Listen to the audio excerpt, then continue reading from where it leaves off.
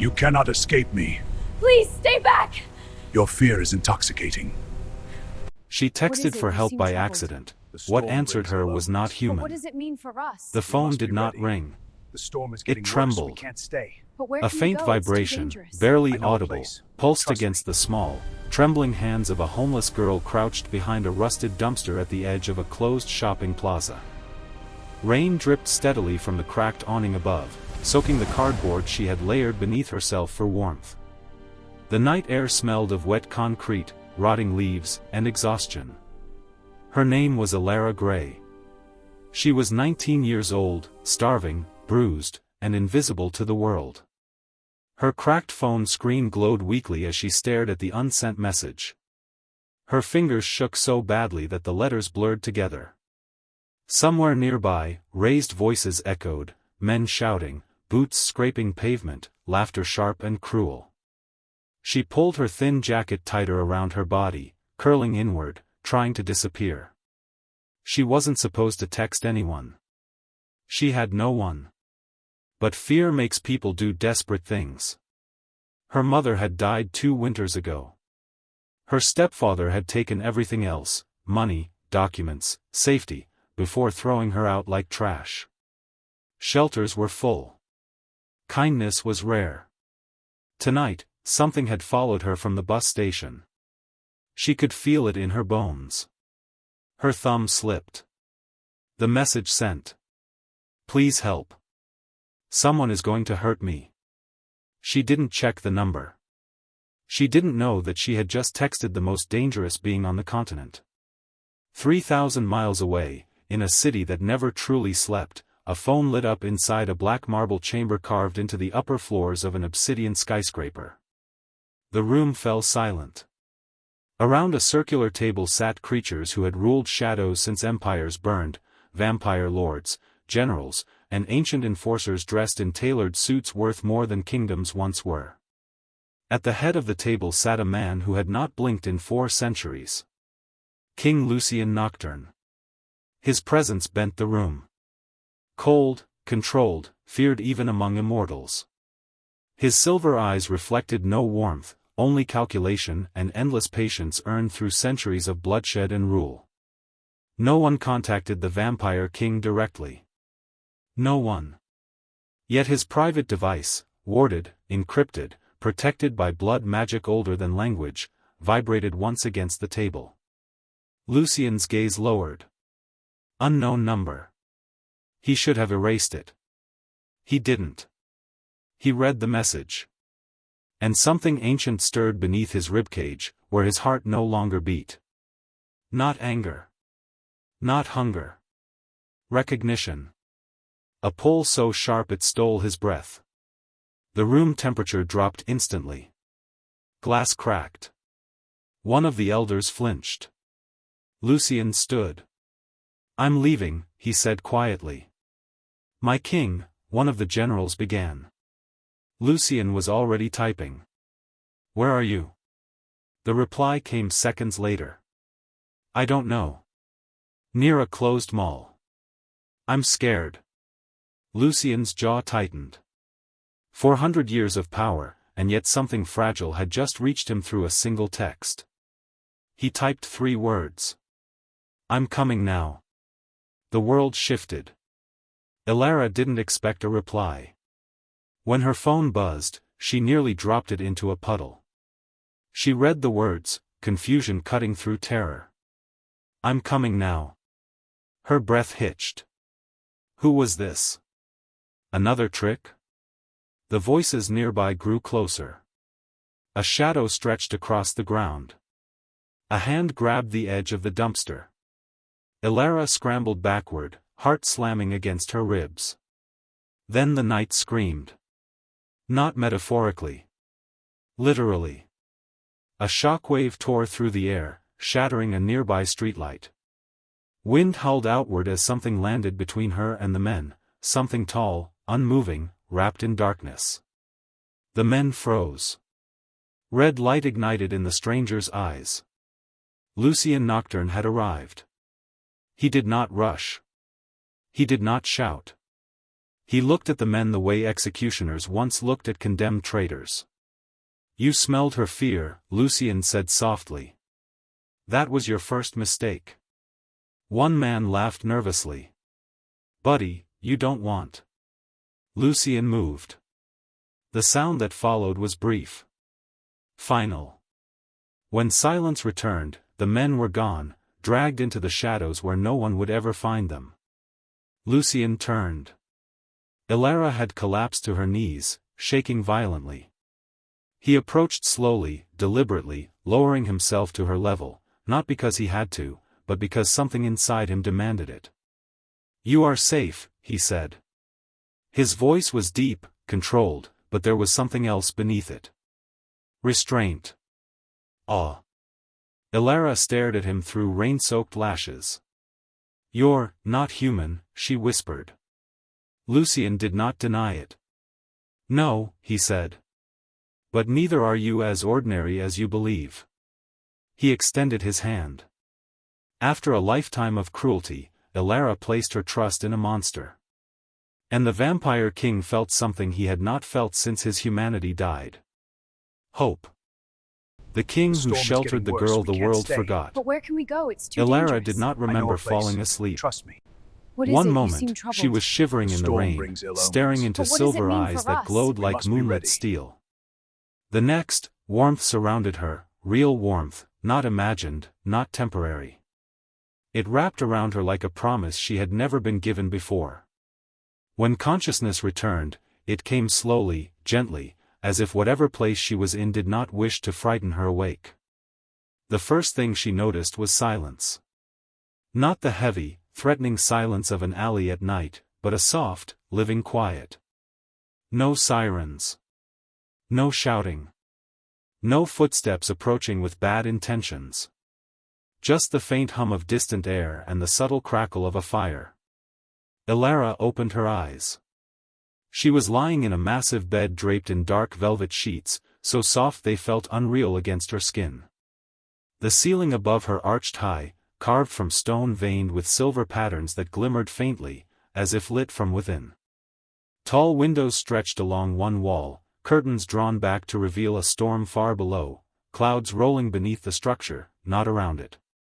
Her breath caught. She wasn't in a building.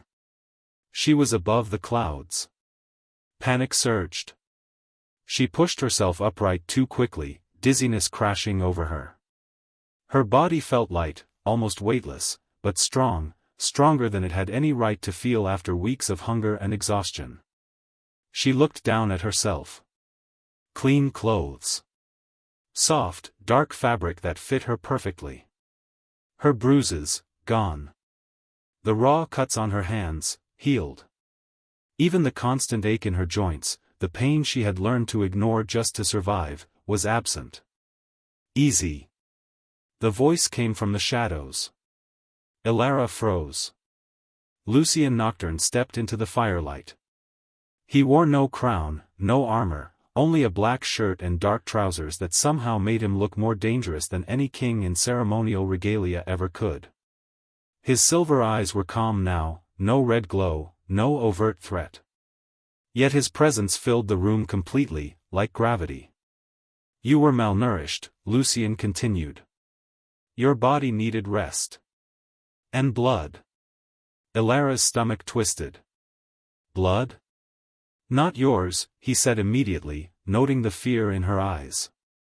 You were given nutrient serum. Medical. She swallowed, trying to steady herself. Where am I? My residence, Lucien replied. The High Citadel. She laughed weakly. That sounds fake. A corner of his mouth twitched. Not quite a smile.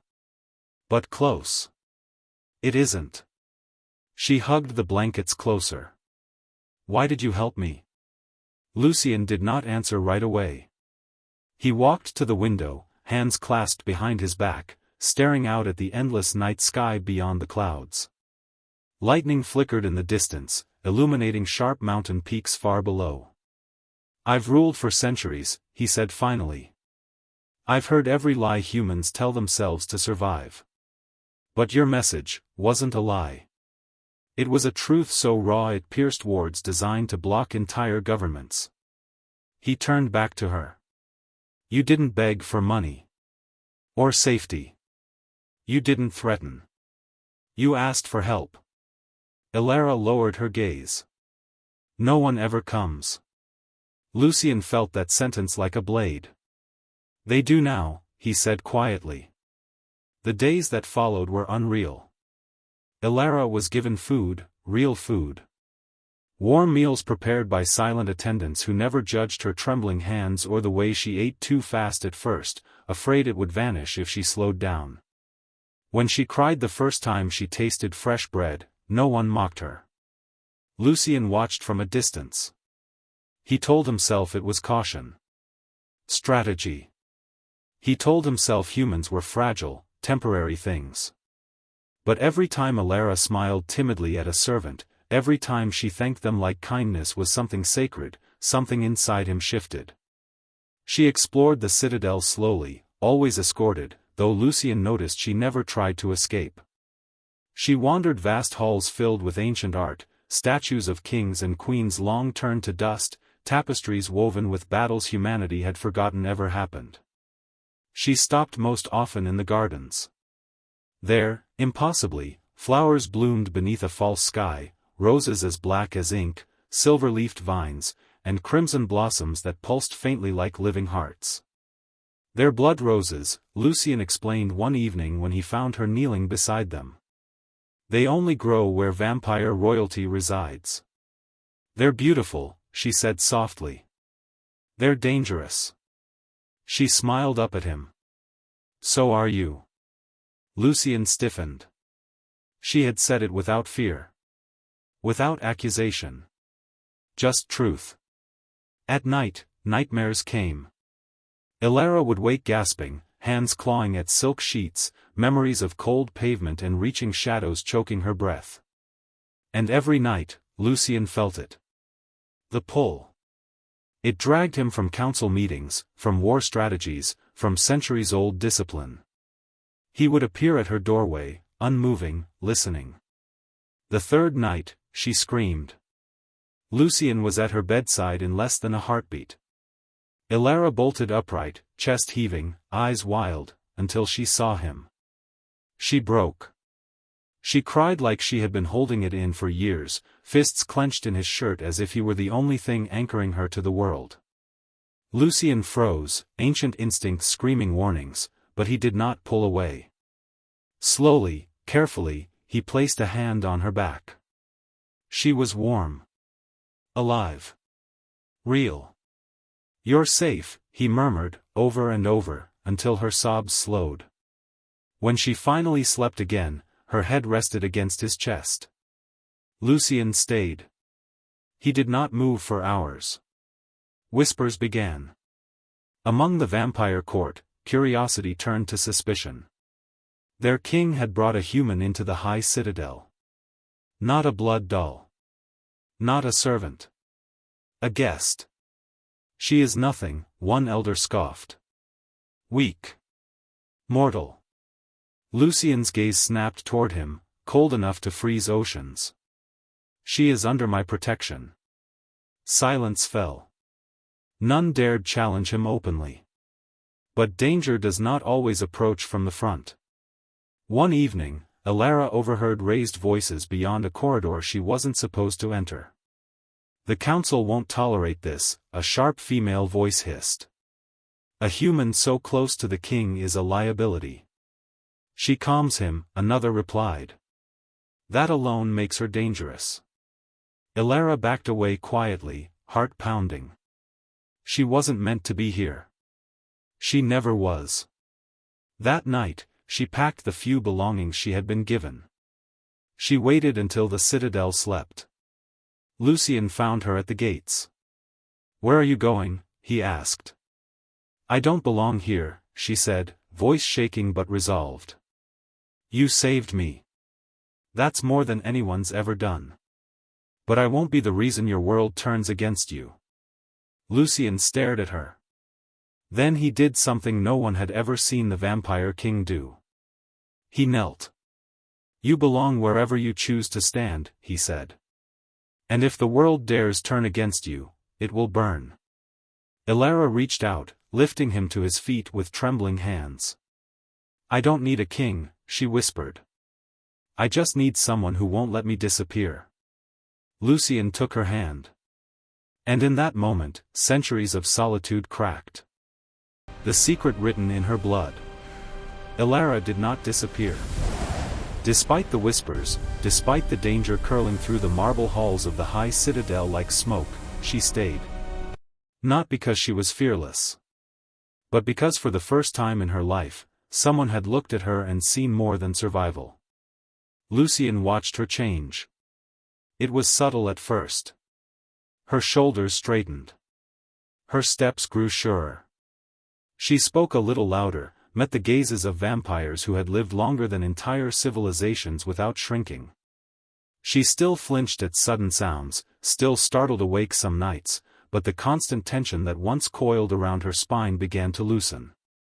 She was healing. And healing humans were dangerous things. The first incident happened in the gardens. Elara was kneeling among the blood roses, pruning dead petals with careful hands, when the air shifted.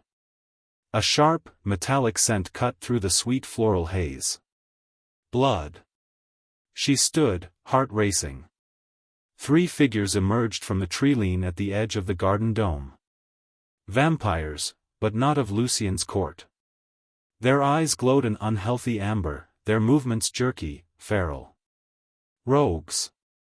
They smiled when they saw her. So this is the human, one sneered. Does the king keep you warm at night, little pet? Elara's breath caught, but she did not scream. Instead, she did something that surprised even herself. She stood her ground.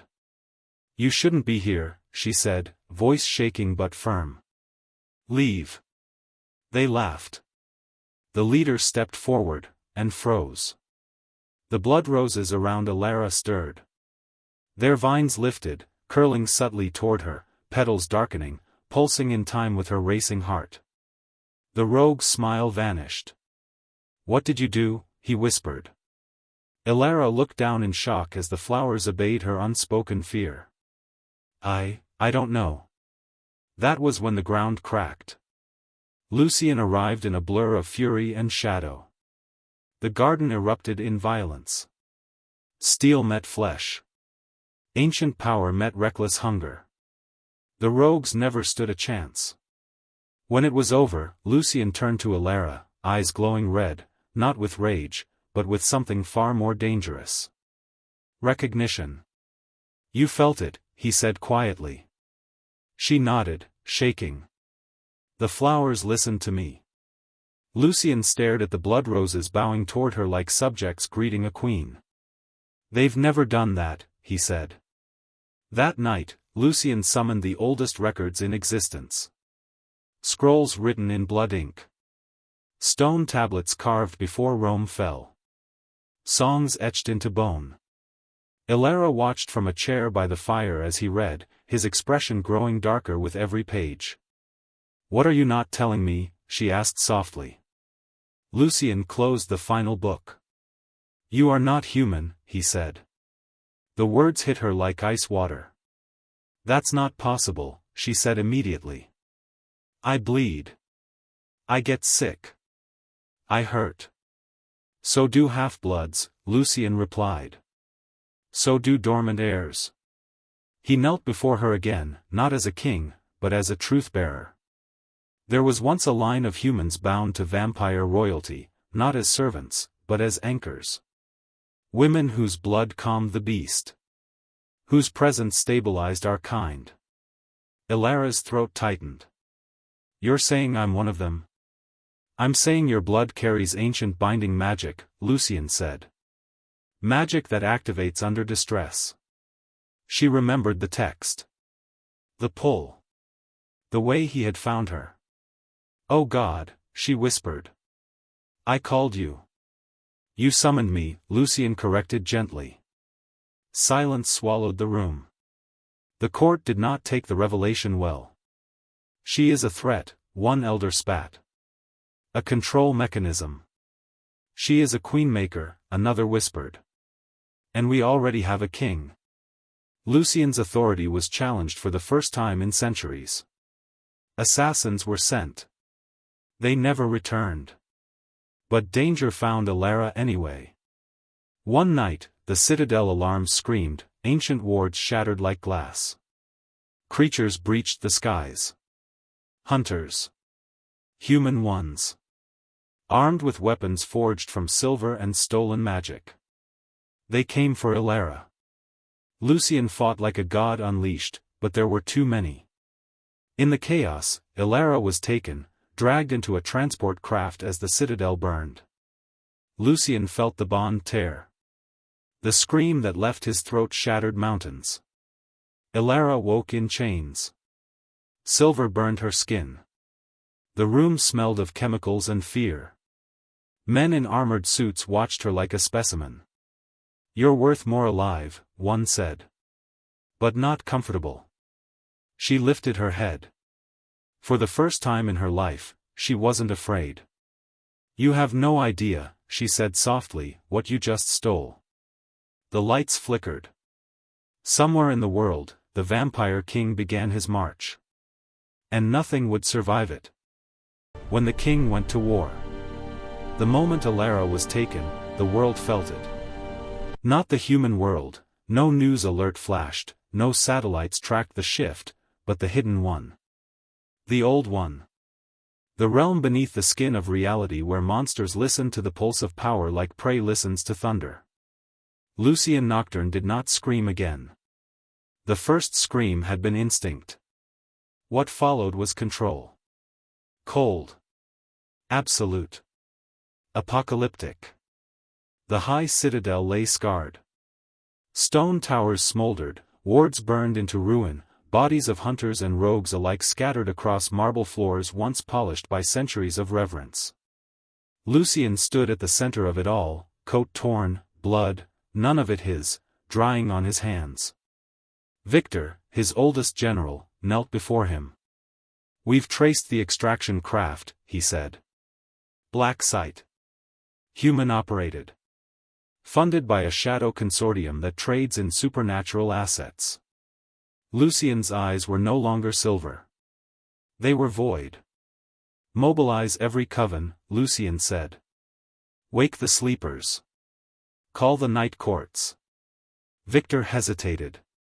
"My king, that is an act of open war." Lucien finally looked at him. "They touched what is mine." The sky darkened. Alara learned pain in layers. The hunters were methodical. They did not strike in rage. They catalogued her reactions, measured the way silver chains burned her skin, how her pulse reacted when runes were activated. "You're a key," one scientist muttered. "We just need to figure out what you unlock." She bit back screams. She thought of the Citadel gardens. Of warmth. Of Lucien standing between her and the world. And something inside her answered. The chains cracked. Not snapped, cracked, as if reality itself rejected their presence. The lights exploded. The men screamed. Alara rose. Her blood sang. Lucien arrived at the first facility like a storm given form. Walls disintegrated. Soldiers dropped before they understood what they faced. Vampires poured through shattered corridors, their eyes blazing with allegiance and hunger. Lucien found the control room. He found the men who had ordered the abduction. He did not kill them quickly. But Alara was not there. The scent led onward. In the second black site, Alara discovered the truth. A projection flickered to life as she entered the chamber, an ancient sigil identical to the one etched into the silver locket she had worn since childhood. Her grandmother's voice played from a degraded recording. "If you are seeing this, my sweet girl, then the world has become dangerous again. You were never meant to be small. You were meant to be the bridge." Tears streamed down Alara's face as memory flooded in, not new memories, but ones long suppressed. Bloodlines. Oaths. A queen without a throne. She fell to her knees as power surged through her, no longer wild, no longer afraid. When the hunters returned, they found her waiting. They did not leave. Lucien reached the final site just as the building collapsed inward. He tore through the rubble, ignoring fire, concrete, and screaming alarms. He found her standing at the center of a crater, unharmed, eyes glowing with soft silver light that mirrored his own. For the first time since he was turned, Lucien felt fear. Not of her. For her. "Ilara," he said hoarsely. She looked at him, and smiled. Not the timid smile of a survivor. The smile of a woman who knew who she was. "They won't come again," she said. "I ended it." Lucien closed the distance between them and pulled her into his arms. The world stopped. He did not kiss her. He pressed his forehead to hers, breathing her in, grounding himself in the impossible fact that she was alive. "You should not have had to become this," he said. She held him just as tightly. "I chose to." The war ended before it officially began. Hunters vanished. Black markets burned. The message spread through every hidden channel: the king's consort is untouchable. But not all threats wore human faces. The Vampire Council convened. "This changes nothing," an elder declared. "She cannot sit beside you." Lucien stepped forward. "She already does." Silence. Then Ilara moved. She walked into the circle unafraid. "You fear me," she said calmly. "Not because I am powerful, but because I was powerless, and survived." She met every ancient gaze. "I will not rule you. I will remind you." The room bowed. Lucien watched her with something dangerously close to love. That night, beneath a sky split by stars and victory, Lucien stood beside her on the citadel balcony. "You could leave," he said. "Live among humans. Safe." She took his hand. "I already chose my world." Their fingers intertwined. The bond sealed. The queen the night chose. Peace never arrived loudly. It settled. Like ash after a fire, like dawn after a war that everyone feared would never end. The high citadel was rebuilt, not in stone alone, but in purpose. Old banners were replaced. Old laws rewritten. And at the center of it all stood Ilara Grey, no longer hiding, no longer surviving. She did not wear silk on the morning of the coronation. She wore black. Not the black of mourning, but the black of strength. The dress was simple, unadorned, its fabric woven with ancient thread that shimmered faintly when she moved. No jewels. No crown. Lucien watched her from the throne dais, his expression unreadable to everyone except her. "You don't need to do this," he said quietly when they were alone. "Not for me." She smiled softly. "I'm not doing it for you." She placed her hand over her heart. "I'm doing it for the girl who slept on concrete and thought kindness was a weakness." Lucien bowed his head. Not as a king, but as a man in love. The court gathered. Vampire lords, queens, generals, and emissaries from races that had once sworn never to stand in the same room. They came because they had no choice. Because the night had chosen. An elder stepped forward, voice echoing through the grand hall. "Ilara Grey, you stand here not by blood alone, but by balance. Do you accept the bond of the Night Throne?" Ilara looked at Lucien. He did not command her. He waited. "I accept," she said. The room trembled. The sigils ignited. Ancient magic recognized its anchor. The air warmed, not with fire, but with belonging. Lucien stood and extended his hand. Ilara took it. And the crown formed. Not placed. Formed, woven from shadow and starlight, settling gently above her head. The Queen of Night had risen. Justice followed swiftly. The surviving hunters were exposed. Their crimes revealed to the human world in carefully curated leaks, financial trails, black operations, illegal weapons. Empires fell. Men who had once felt untouchable begged for mercy. None was given. Marking the end of exploitation without mercy or spectacle. Only consequence. Later, in the quiet after celebration, Lucien found Alara in the gardens. The blood roses bloomed brighter than ever. "You're awfully calm for someone who just changed the world," he said. She laughed softly. "I already changed my own. This is just extra." He stepped closer. "What do you want now?" She considered the question carefully. "I want a world where no one has to beg a stranger for help," she said. "And if they do, someone answers." Lucien lifted her hand, pressing a kiss to her knuckles. "I will build that world with you." She looked up at him. "And what if I ask for something selfish?" His voice dropped. "Ask." She rose onto her toes and kissed him. Not rushed. Not desperate. A promise. The night held its breath. Years later, stories would spread. About a vampire king who knelt. About a queen who remembered what it meant to be powerless. About a single wrong text that changed everything. And somewhere, a girl alone in the dark would feel less afraid, because monsters were no longer just monsters. Some of them answered. The end.